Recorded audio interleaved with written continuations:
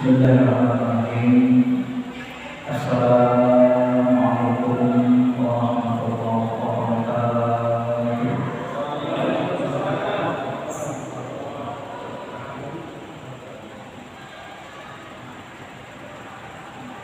Innal hamdalillah nahmaduhu wa nasta'inuhu wa nastaghfiruh wa na'udzu billahi min shururi anfusina wa min sayyi'ati a'malina. Allahumma shalli ala sayyidina habibina syafi'ina wa maulana Muhammadin wa ala alihi wa sahbihi ajma'in. Kepada dirahmati Allah, pada bulan kita sudah membahas kitab Nawaqidul Islam,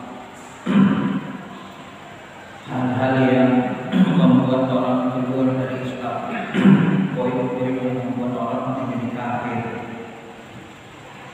Buku ini ditulis pertama kali oleh Syekh Muhammad bin Abdul Wahab, dan setelah kita cocokkan, sinkronkan dengan ilmu syariat, ternyata buku ini bisa sangat berbahaya jika dipahami oleh orang-orang yang ilmu syariatnya tidak mendalam, tidak kokoh, karena bisa jadi berakibat ekstrim. Yang kemarin kita sebut syirik. Kalau syirik, okelah semua orang sepakat dalam masuk akal, ya. Tetapi ketika poin kedua, man ja'ala bainahu wa bainallahi wasa'id, siapa yang menjadikan antara dirinya dan Allah ada perantara wasa'id, berdoa kepada mereka, meminta syafaat, bertawakal kepada mereka, kapal ijma'an. Jadi yang menjadi masalah dalam ilmu syariat itu adalah wasa'id, wasilah. Maka oleh sebagian banyak pengikut-pengikut yang membaca kitab ini, Syekh Muhammad bin Abdul Wahab ini, yang salah paham mengkafirkan orang yang berwasilah. Seolah-olah orang-orang tarekat, orang-orang Ahlussunnah wal Jamaah berwasilah dengan orang-orang soleh itu disamakan dengan penyembah berhala. Ini bahayanya, ya. Padahal secara syariat berwasilah itu termasuk oleh ulama Ahlussunnah wal Jamaah. Ramai ulama Ahlussunnah wal Jamaah membolehkan wasilah, ya. Kita sudah jelaskan itu. Kemudian poin ketiga, barang siapa yang tidak mengkafirkan orang musyrik dan ragu akan kekafiran mereka, maka kekafiran itu kembali kepada diri kita. Kalau ini masih bisa diterima, karena orang yang dikafirkan Allah berdasarkan dalil yang qat'i, jelas, tegas, maka kita tidak boleh ragu untuk mengkafirkannya, ya. Kemudian yang keempat, manita pada hadis Nabi. Ini juga sangat berbahaya. Siapa yang beriktikad ada petunjuk yang lebih sempurna dari petunjuk Nabi dan berhukum dengannya, bahkan melebihkan hukum sunnah Nabi dari hukum yang lain yang dianggap hukum tawabut, hukum tawud, maka dia kafir. Ini jangan menganggap bahaya. Kita sudah jelaskan juga kan, bahwa sesungguhnya sunnah itu sebenarnya dalam fikih kebaikan itu sifatnya bisa berkembang. Sunnah itu bisa mengalami perkembangan. Man sanna fil Islam sunnatan hasanah. Siapa yang membuat hal-hal yang baru, sunnah yang baik, maka pahalanya dia peroleh dari semua orang yang mengikutinya.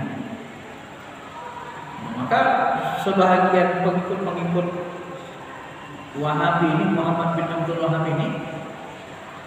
ini bahayanya asal beda sedikit sama sunnah Nabi, dianggap mereka sesat. Bahkan kalau kita mengikuti kaidah ini, kafir. Bahaya, Pak. Padahal hukum mengikuti sunnah disepakati ulama imam mazhab yang empat.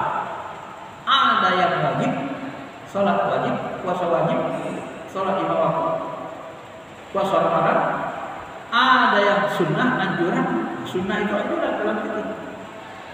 Seperti puasa Senin Kamis, boleh tak kita tidak mengikuti puasa Senin Kamis? Walaupun petunjuknya dari Nabi puasa Senin Kamis, boleh. Tidak buat kita kafir. Oh, itu anjuran. Ini kan bahaya banget kalau kita pahami secara dangkal. Maka hati-hati memahami buku ini. Ya. Termasuk yang kelima kata beliau, man abghada syai'an mimma ja'a bihi rusul. Siapa yang membenci yang dibawa Rasul, walaupun dia mengamalkan sunnah tapi dia benci dengan sunnah Rasul, bisa-bisa dia kafir. Benci dengan hukum poligami, bisa kafir. Jadi sebenarnya kan kurang pas juga sebenarnya. Kalau kita timbang dengan ilmu syariah, ya. Kadang orang dia sebenarnya bukan benci sama poligami, dia nggak kuat di poligami, karena nggak kuat suaminya poligaminya gagal, makanya jadi benci poligami. Memang pada hakikatnya Pak, kita tidak boleh membenci sunnah Rasul, nggak boleh. Kalau kita nggak mampu mengamalkan, ya cukup katakan tidak mampu, tapi jangan membencinya. Ya. Bapak Ibu yang dirahmati Allah Subhanahu wa taala. Nah, kita lanjutkan. Ulang sedikit tadi. Yang keenam, as-sadis, manistahza'a bi syai'in min dinillah aw sawabihi iqabihi kafar. Siapa yang istahza'a, menghina, menyepelekan, ya, mengejek-ngejek bi syai'in, sesuatu dari agama Allah. Kalau dalam bahasa Indonesianya menista agama Allah, karena kan ada hukum penistaan agama. Barang siapa menista agama Allah, au sawabihi au iqabihi, mengejek-ngejek, enggak ada balasan surga itu enggak ada, khayalannya itu, neraka itu pun khayalan. Mana belum pernah ada orang pergi ke sana pulang melaporkan itu ada. Dia gitu, kafar, maka dia kafir, ya, mengingkari. Ini menurut beliau. Dalilnya kata beliau, qul abillahi ayati wa rasulihi kuntum tastahzi'un. Apakah kamu tastahzi'un, mengejek-ejek ayat-ayat Allah, mengejek Allah, ayat-ayatnya dan Rasulnya. La ta'dziruna qad kafartum ba'da imanikum. Sungguh kamu telah kafir sesudah menjadi iman. Itu dalilnya kata beliau. Memang orang kafir dulu memang mengejek, kan suka mengejek-ngejek. Mengejek-ngejek ketika Nabi menceritakan surga, mereka ngejek surga itu nggak ada. Ketika diceritakan neraka, ada, itu cuma dongeng belaka, kata mereka. Memang sifat orang kafir dulu begitu. Ya. Ini menurut beliau. Yang ketujuh, bapak-bapak yang dirahmati Allah Subhanahu wa taala, asabi as-sihir. Yang ketujuh, melakukan sihir. Wa minhu as-sarfu wal 'atfu kama fa'alahu aw radiya bihi kafara wa dalil qawlu ta'ala wa ma yu'allimani min ahadin hatta yaqula innama nahnu fitnatum fala takfur. Bukanlah malaikat Harut Marut itu yang mengajarkan sihir sampai mereka mengatakan sesungguhnya kami malaikat Harut Marut ini adalah fitnah bagi kalian, coba bagi kalian hai manusia, fala takfur, janganlah kamu kafir, kufur kepada Allah. Ini dijadikan dalil beliau bahwa melakukan sihir itu menjadi kafir. Memang kalau kita pahami, ketika orang bersekutu dengan jin, dengan setan, jin kafir dengan setan bersekutu untuk menyakiti seseorang, melakukan kejahatan, maka memang pada saat itu orang yang berbuat dosa itu hatinya memang tertutup dan hatinya memang tidak percaya dengan kekuatan Allah. Itu rata-rata dukun santet, dukun yang aliran hitam ini rata-rata mereka ini tidak percaya bahwa kekuatan mereka bisa dikalahkan kekuatan Allah. Bahkan mereka sering berpendapat bahwa kekuatan mereka di atas kekuatan Allah. Mereka merasa seolah-olah nggak ada yang lebih kuat dari dirinya. Bahkan ada juga yang menyembah jin, setan yang dia minta kekuatan itu. Karena jin setan ini bapak-bapak yang dirahmati Allah, kalau dia disembah, diagung-agungkan, baru kita mendapatkan ilmunya secara sempurna. Kalau nggak kita sembah, tidak diagung-agungkan, dia nggak kasih ilmunya secara sempurna. Dia nggak totalitas menolong kita. Itu rahasianya. Itu bahayanya. Memang kalau kita paham-paham bisa mengarah ke sana, memang kafir kan? Ujung-ujungnya memang kafir. Orang yang membuat sihir itu. Ya. Kecuali dia bertobat.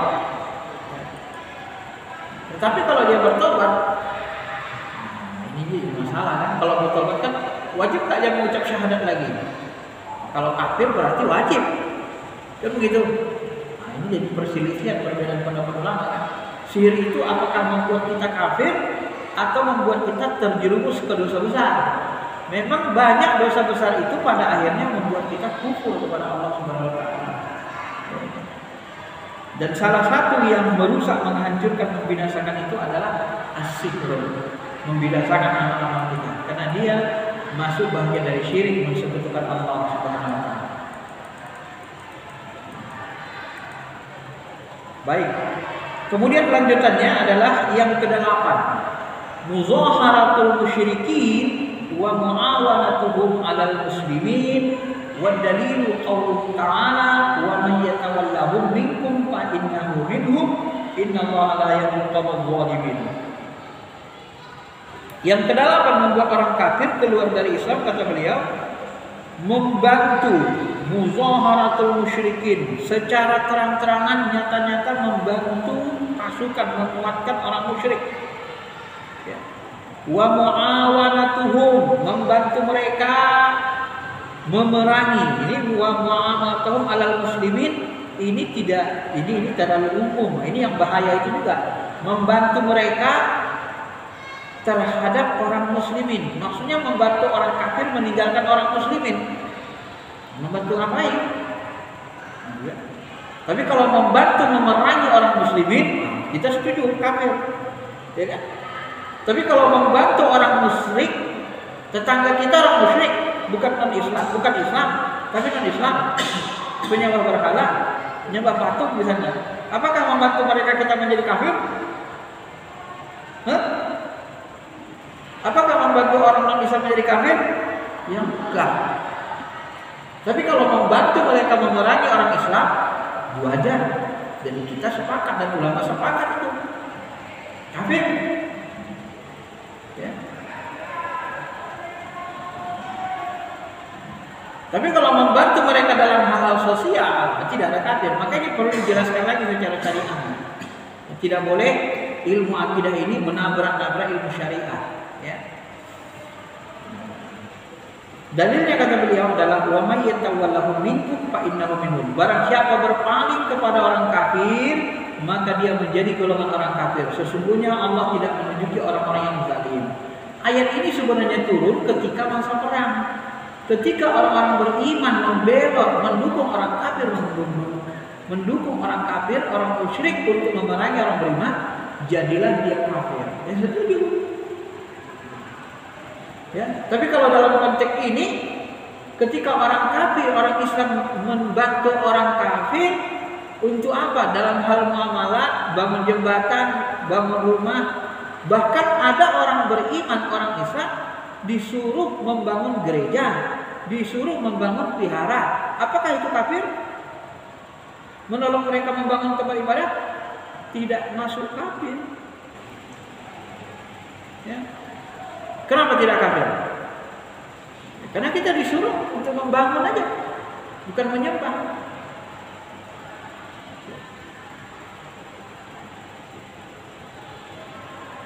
Dan sebenarnya Bapak Ibu, kita tidak bisa memaksa semua orang lain supaya menjadi agama Islam. Itu di luar kekuasaan kita. Ya, tidak bisa kita paksa, Pak. Memang adanya orang non disabilitas ini sudah bahagian dari takdir Allah. Ya. Walau sya'allahu la ja'alakum ummatan wahidah. Sekiranya dia mau, dia jadikan seluruh kamu ini menjadi umat yang satu. Islam semua, beriman semua. Kalau Allah mau, bisa dijadikannya kita bumi ini semuanya orang Islam, bisa. Tapi dia tidak mau. Dia lepas saja begitu kan. Masyaallah muslimin, bapak-bapak yang dirahmati Allah Subhanahu wa taala. Maka sudah disepakati ulama kan, dalam hal akidah kita tidak boleh mencampur baurkannya, tapi dalam hal muamalah menolong itu dibolehkan. Kemudian yang ke-9, kata beliau, man i'taqada anna ba'dan nas la yajibu alaihi ittiba'un nabi wa annahu yas'ahu khuruju an syari'atihi kama wasi'al khidir al-khuruj an syari'ati Musa fa huwa kafir. Ini bahaya sekali.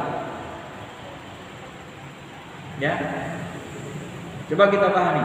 Siapa yang beriktikad, berkeyakinan bahwa ada sebahagian manusia tidak wajib mengikuti Nabi, dan sesungguhnya dia keluar dari syariat-syariat yang dibawa Nabi, keluar dari syariat Islam, sebagaimana Nabi Khidir keluar dari syariat Nabi Musa. Nah ini kan bahaya contohnya kan. Ini contohnya bahaya kalau salah-salah kita memahami bahwa kafir, dia kafir. Nah, Nabi Khidir keluar dari syariat Nabi Musa dikatakannya. Berarti seolah-olah Nabi Khidir itu kan kafir. Ya kan? Kalau kita logikakan, analogikannya gitu, bahaya kan? Ya. Kalau saya tanya, apakah Nabi Khidir keluar dari syariat Nabi Musa? Ya? Keluar gak Nabi Khidir dari syariat Nabi Musa? Kalau saya tanya, keluar gak? Tidak keluar. Ilmu hakikat, ilmu laduni itu sebenarnya tidak bertentangan dengan syariat kalau kita mengerti isinya. Iya kan? Sebelum Nabi Khidir menjelaskan alasan dia berbuat, kelihatan seperti bertentangan. Dia bunuh anak kecil, kan kelihatan bertentangan karena membunuh anak-anak itu dihukum bu. Tapi setelah Nabi Khidir menjelaskan ilmunya bahwa yang memerintahkan dia membunuh itu adalah Allah, karena anak ini nanti kalau dibiarkan hidup dewasa, anak semata wayang, ayah ibunya orang soleh, orang taat kepada Allah. Anak ini menjadi anak yang paling dicintai orang tuanya karena satu-satunya anak tunggal. Kalau dibiarkan sampai dewasa, dia akan mengajak orang tuanya menjadi kafir, dan orang tuanya tidak bisa menahan saking cintanya. Nabi Khidir sudah melihat catatan takdir, catatan kodok. Nah, Nabi Khidir diberikan Allah wewenang memberi syafaat dalam bahasa lain. Dia cegah kodok itu terjadi, terrealisasi. Maka dibunuhnya anak itu. Nah, setelah Nabi Khidir menjelaskan itu, apakah bertentangan dengan syariat Musa? Tidak bertentangan. Maka orang yang mengatakan ilmu hakikat bertentangan dengan syariat, sebenarnya dia tidak memahami ilmu hakikat secara benar. Itu pasti salah satu, Pak, terjadi. Nah, inilah ini akidah. Maka memahami pengikut-pengikut Wahabi ini banyak sekali yang tidak menyukai orang tarekat. Itulah salah satu penyebabnya tauhid ini. Karena mursyid-mursyid itu banyak yang belajar ilmu laduni dari Nabi Khidir. Ya. Kalau sudah tingkat wali, insya Allah pasti ketemu Nabi Khidir. Karena Nabi Khidir itu adalah guru para nabi dan para wali, kecuali Sayyidina Muhammad Rasulullah Sallallahu Alaihi Wasallam. Kecuali setingkat Nabi Musa pun, karena Nabi Musa merasa paling berilmu, bisa berdialog dengan Allah. Setingkat Nabi Musa, Nabi Ulul Ajmi, kalam Allah, itu pun masih diajar Nabi Khidir alaihissalam.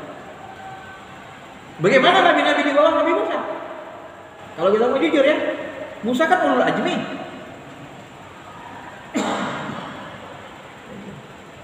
Bapak-bapak yang dirahmati Allah Subhanahu wa taala. Maka nanti misalnya ini saya kasih tahu lagi ilmunya. Misalnya Al-Hallaj, Syekh Siti Jenar. Ya. Ketika mereka berzikir, munajat, Najib Bustami, Ibnu Arabi, Syekh Siti Jenar. Ketika mereka berzikir munajat, mereka tidak menggunakan akalnya. Mereka menggunakan mata hati. Nah, mata hati rohani mereka lah yang bergerak mendekati Allah. Akalnya tidak berfungsi. Pada saat dia fana, akalnya tak berfungsi. Dia hanya menyaksikan Allah dengan mata hatinya. Dia tidak bisa memandang di langit dan di bumi ini kecuali hanya Allah. La ilaha illallah, la mawjud illallah. Maka pada saat itu dia mengatakan anal haq, dipakai Allah mulutnya, dia katakan anal haq. Padahal dia sendiri tidak sadar dengan diri dia. Apakah dia sesat? Orang yang ilmu syariatnya sederhana, saya katakan, dia akan katakan itu sesat, bertentangan dengan syariat. Tapi kalau dia mendalami ilmu syariat, dia dalamkan sedikit lagi ilmu syariatnya. Nah, orang yang kehilangan akal itu boleh tidak bersyariat. Jelas? Rufi al-qalam an salasin, diangkat pena dari 3 orang. Tidak dicatat dosa, tidak termasuk dosa. Orang yang 3 ini kalau melanggar syariat enggak berdosa. Siapa itu? Yang pertama al-majnun hatta yufid, orang gila sampai dia berakal, sadar. Orang gila jangan suruh sholat, Pak. Kalau orang gila Bapak suruh menjalankan syariat, Bapak lebih gila dari dia. Maka orang yang mengatakan orang gila wajib sholat, sebenarnya orang gila, dia orang gila, karena diwajibkan orang gila sholat. Yang kedua kata Nabi, as-sobi hatta yahtalim, anak-anak sampai dia balik. Maka anak-anak umur 2-3 tahun gak sholat gak apa-apa, gak puasa gak apa-apa. Kalau bapak paksa anak bayi sholat, wah, bapak yang gak punya akal.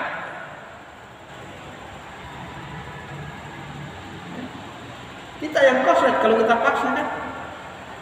Boleh gak anak kecil tinggalkan syariat? Boleh. Kenapa? Akalnya belum sempurna. Yang gila akalnya rusak. Yang ketiga, an-naim hatta yastayqiz, orang yang tidur sampai dia bangun. Lagi tidur nyenyak, tahu-tahu nggak bangun-bangun, bangun jam 9 pagi. Wah, habis subuh, langsung sholat subuh. Ya, pingsan, tertidur di rumah sakit. Subuh lewat, zuhur lewat, tahu-tahu udah 2 hari baru bangun. Mati suri. Berdosa tak dia? Oh, mati suri hilang akal kok. Maka orang yang munajat tadi hilang akalnya, anal haq. Pada saat dia hilang akal, pada saat dia fana, dia keluar dari syariat. Bukan dia yang ngomong, tapi Allah yang menggerakkan mulutnya. Maka dia tidak berdosa. Tetapi kata Imam Al-Ghazali, seharusnya yang begini disembunyikan. Seharusnya yang seperti ini tidak boleh ditampakkan di orang ramai. Dan seharusnya seperti ini tidak boleh berlama-lama di sini. Orang yang berlama-lama di sini ini pertanda dia belum mahir, belum sempurna ilmunya. Karena dia nggak bisa kembali kepada dirinya. Ya. Kalau Al-Ghazali menyebut begitu, kalau orang sudah sempurna ilmu ma'rifatnya, dia bisa ke langit, kehadiran ilahi, dia bisa pulang ke bumi. Nabi Muhammad Mi'raj naik, bisa turun lagi. Kalau sudah naik nggak turun-turun, berarti nggak mahir, ma'rifatnya nggak sempurna. Kan begitu kan? Al-Ghazali menyebut begitu dalam kitab Mishkat Anwarnya, Nur ala Nur.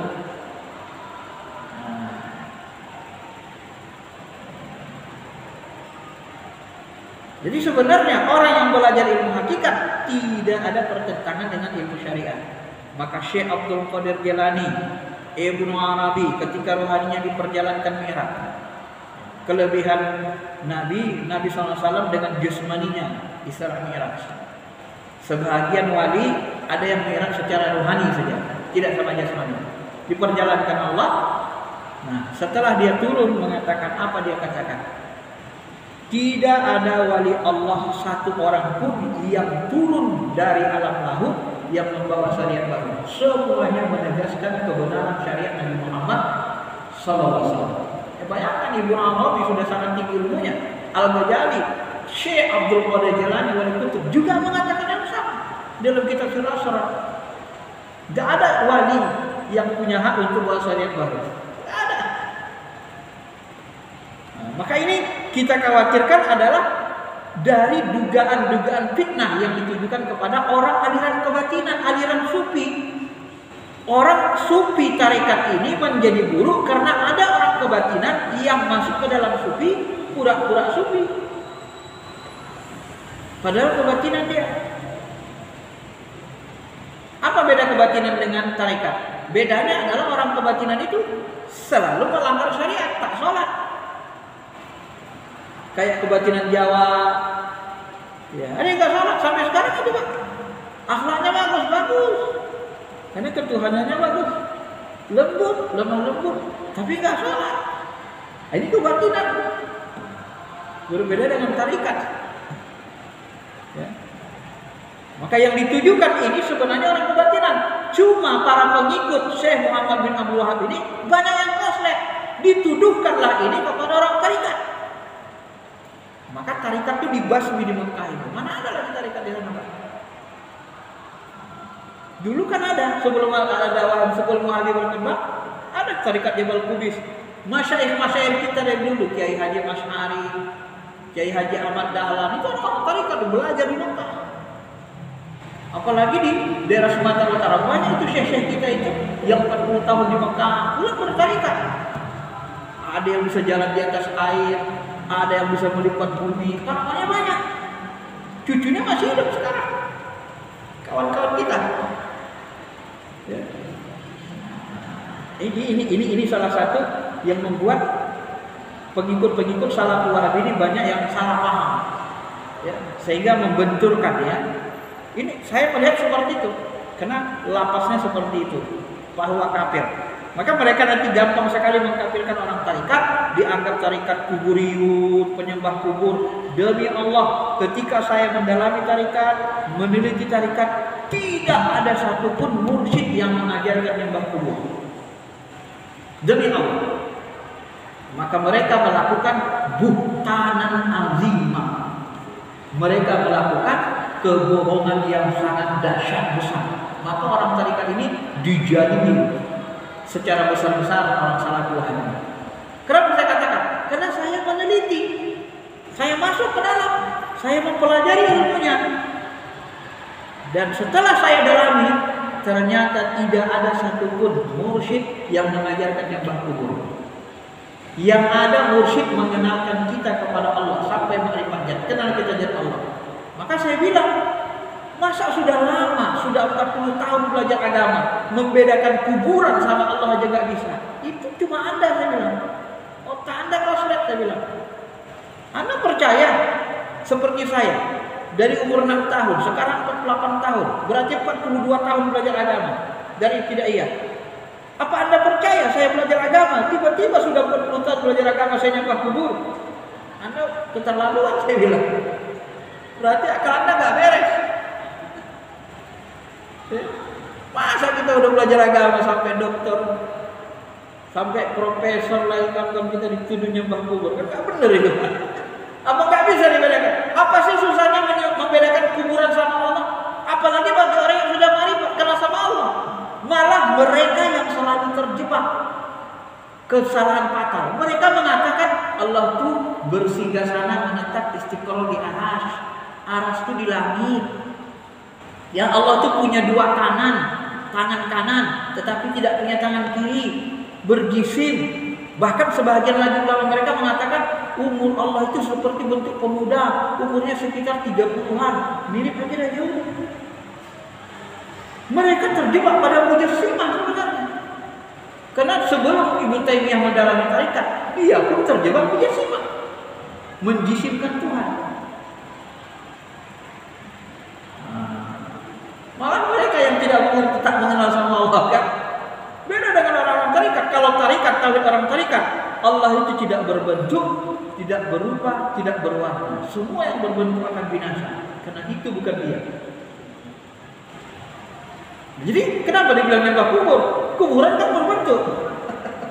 Gak mungkin lah. Nah, ini kesalahan-kesalahan fatal yang mereka lakukan, ya. Maka terjadilah fitnah yang banyak di tengah-tengah umat Islam ini. Kenapa? Karena orang Salafi Wahabi ini tidak mendalami, tidak memahami, tidak peduli untuk memahami akidah orang lain. Yang paling benar akidahnya aja. Inilah modalnya. Dia memaksakan keyakinannya kepada orang lain. Padahal hal ini punya sisi-sisi kelemahan, cacat logika kalau kita pahami, kan. Dan kalau disampaikan begitu, tetap saja mereka selalu tidak menerima, kecuali kalau mereka mau mendalaminya, baru diberikan hidayah taubat oleh Allah. Selama mereka melihat tarikat dari luar, selama itu mereka akan membenci tarikat. Tetapi kalau mereka sudah masuk ke dalam, barulah mereka paham. Ternyata di tarikat itu sholatnya khusyuk, di tarikat itu kita mengenal Allah sampai ke maqam zat atau mendekati zat. Itu yang saya alami. Bapak-bapak yang dirahmati Allah Subhanahu wa taala. Yang ke-10, yang terakhir, kata beliau, al-i'radu an dinillah la yata'allamuhu wa la ya'malu bihi. Wa dalil qouli ta'ala wa man adzal mimman dzukira bi ayati rabbih summa a'rada anha inna minal mujrimin muntaqimun. Ini pun kurang pas dia, kurang pas gitu ya. Kurang pasnya kenapa? Orang yang berpaling dari agama Allah, tidak mau belajar agama Allah, tidak mengamalkannya. Sebenarnya orang yang berpaling dari agama Allah itu adalah orang zalim, orang fasik. Kalau dia orang beriman, orang fasik, bukan kafir. Ya. Orang kafir itu kalau dia berpaling dari Allah, mentuhankan yang lain, musyrik.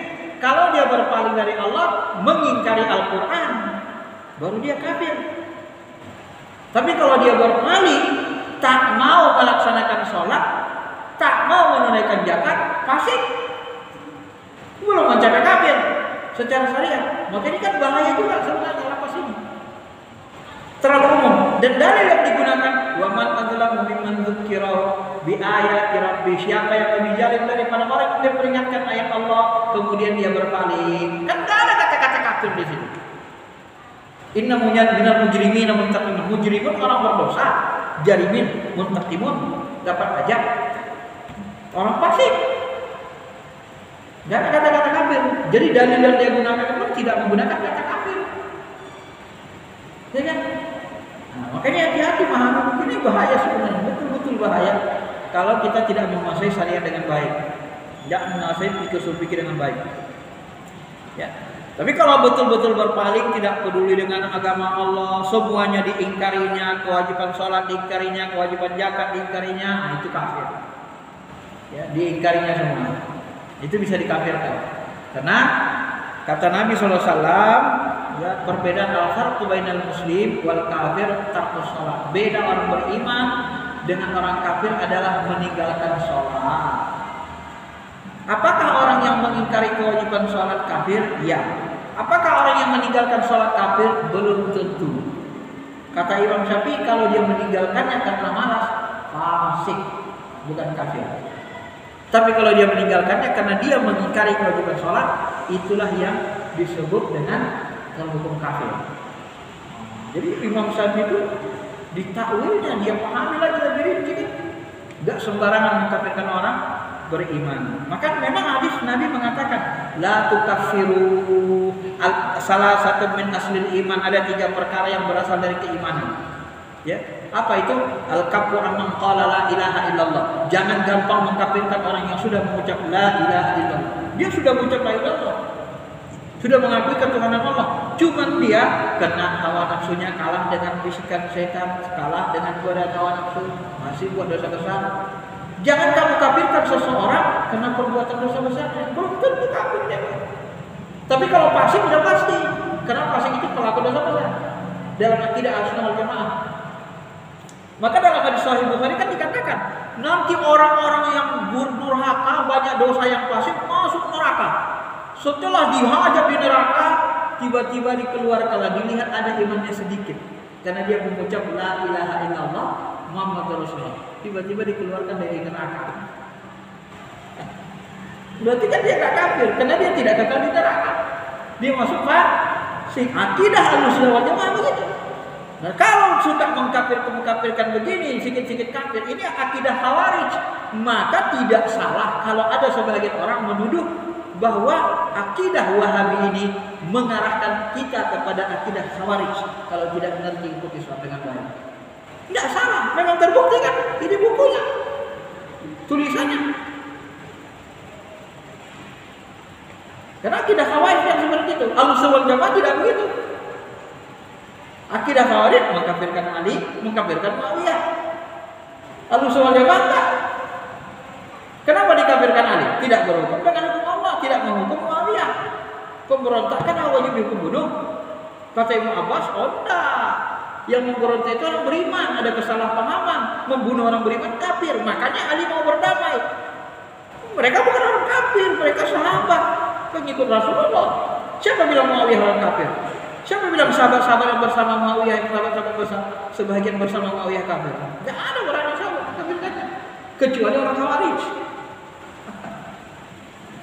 Nah, itu sebabnya kadang-kadang aliran ini Pak disebut aliran Khawarij.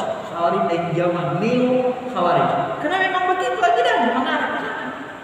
Kita tidak bisa mungkin kalau kita bongkar kitab aslinya, ya. Memang mengarah ke sana. Makanya itu hati-hati. Ya.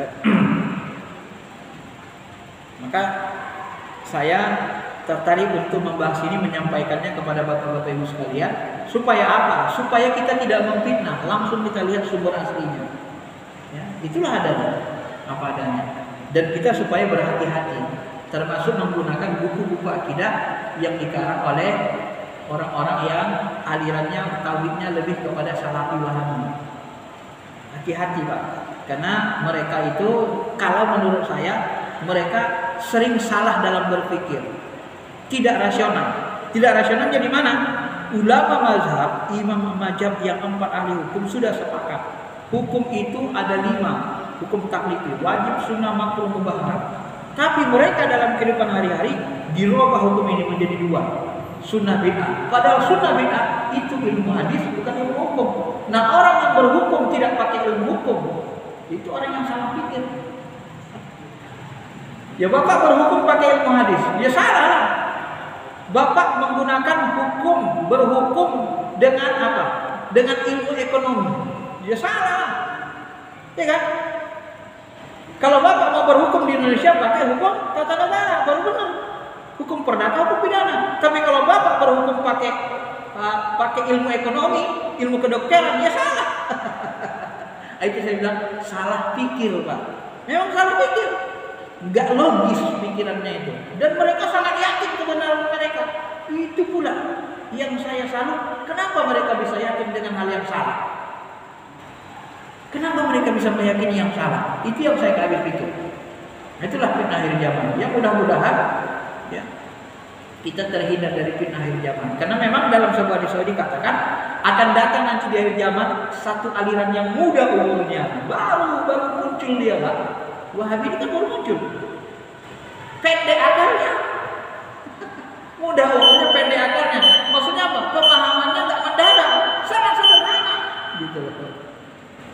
Kemudian beragama mengandalkan hafalan, beragama pakai lapas Quran hadis, Quran sunnah, tetapi tidak dipahami sampai ke hati, hanya ditenggorokan. Itu yang kita khawatirkan juga kan, mengenai mereka. Itu yang kita khawatirkan, makanya kita harus benar hati-hati. Saya kira itu saja 10 poin yang bisa kita sampaikan. Mudah-mudahan bisa memberikan masukan kepada kita, menambah ilmu dan menambah bagaimana ketakwaan kita. Ada yang mau tanya Pak? Kalau ada mau tanya satu orang. Udah saya. Cukup ya. Kalau nggak ada mau tanya, ya. Kita tutup kalangan selesai. Terima kasih. Assalamualaikum warahmatullahi wabarakatuh.